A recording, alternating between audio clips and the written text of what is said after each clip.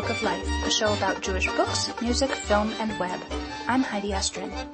The Book of Life is a podcast service of the Feldman Library at Congregation B'nai Israel in Boca Raton, Florida. Additional support comes from the Association of Jewish Libraries. Looking for Me in This Great Big Family is Betsy Rosenthal's free verse novel based on her mother's Depression-era childhood in Baltimore as one of 12 children. I spoke to Betsy about her book at the American Library Association conference. I'm here at the American Library Association with Betsy Rosenthal, who's the author of Looking for Me in This Great Big Family, which is, would you call it middle grade? How would you define it? It's a middle grade novel in verse. Right, and it's based on your own family history, is that right? Correct. It's really about my mother growing up as one of 12 children in this huge Jewish family in Baltimore during the Depression. So it's sort of historical fiction, it's sort of memoir, but because I took poetic license and not everything is exactly as it's written, it's got to be a novel as opposed to being called a memoir. Okay, and so tell us a little bit about the book. Give us your elevator pitch. Well, it's about a girl, age 11, growing up in this huge family, trying to find her place in the family. Where does she fit in? What's special about her? What's unique about her?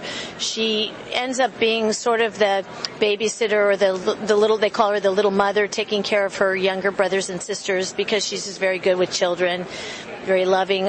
She doesn't feel like she's very smart, so she doesn't see much of a future for herself, so she's questioning, what's my place and where am I in this family? And ultimately, she does find a direction for herself with the support of a teacher who encourages her and her grandmother. And I wanted to really paint a portrait of what it was like during that period of time. So that's why I say it's also historical fiction, because life for them was very different than it is for children growing up today. Whether you're in a large family or a small family, it's just different times. It was the 1930s during the Depression. They struggled a bit, but they made do. And this is unusual in that such a large Jewish family, back in the old country you expect these huge families, but this is sort of more the modern era, in the 30s in the United States. So that was an unusual aspect of the book too. That's true, and actually, when I would tell people now that I came from such a large family, that my mother was one of 12 children, they would assume if they, particularly if they didn't know my last name, they would assume that I was Catholic, that I came from a large Catholic family. And as a matter of fact, the area in Baltimore in which my mother grew up was an entirely Catholic neighborhood. I think it was Polish Catholic. So they were unusual even in their neighborhood. They were fairly observant Jews, and I've been told this, that my grandmother thought that as long as she was nursing, she wouldn't get pregnant, and we see how that works out. Sounds like it didn't really work. No. You would have thought she might have caught on by, whatever, the fifth, sixth, seventh kid. Uh-huh. So, I'm not really sure why they had such a huge family, except that, she had that false belief. Talk a little bit about the Jewish aspect of the book as a reading experience. Well, there's a lot of Jewish content to it because, as I mentioned, it's a Jewish family. So I bring in the holidays.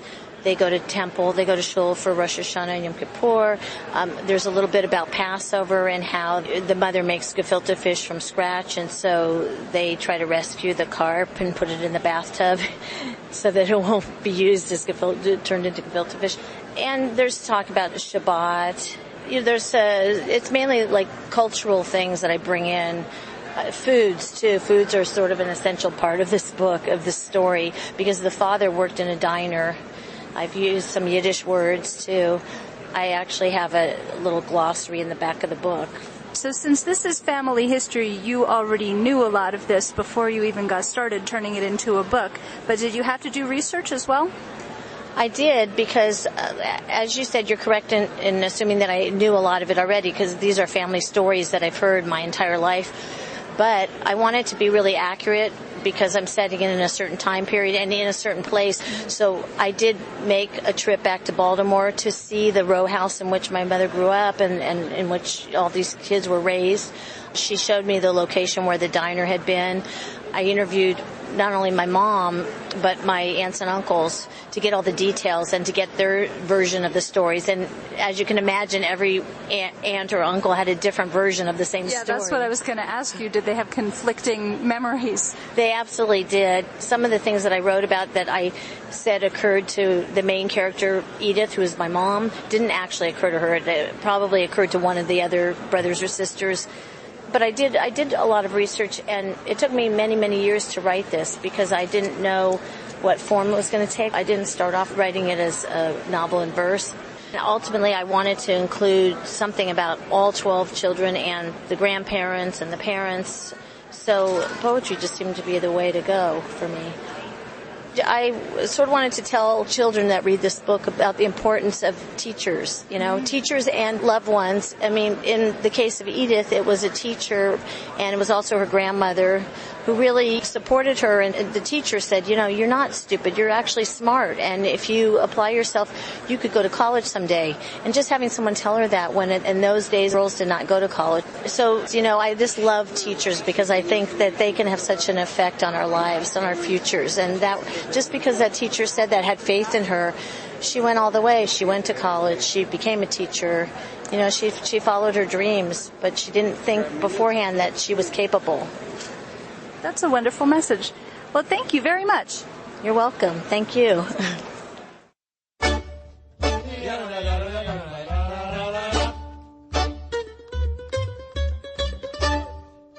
There are so many ways to connect with the Book of Life. Fan us at facebook.com/Book of Life Podcast. Follow us at twitter.com/Book of Life Pod. Email us at bookoflifepodcast@gmail.com or leave us a voicemail at 561-206-2473. You can also listen to the latest episode by phone at 916-313-3820. And of course, find links to everything at bookoflifepodcast.com. The Book of Life is a podcast service of the Feldman Library at Congregation B'nai Israel in Boca Raton, Florida at cbiboca.org and is supported in part by the Association of Jewish Libraries at jewishlibraries.org. Our background music is provided by the Freilock Makers Klezmer String Band at freilockmakers.com. Thanks for listening and happy reading.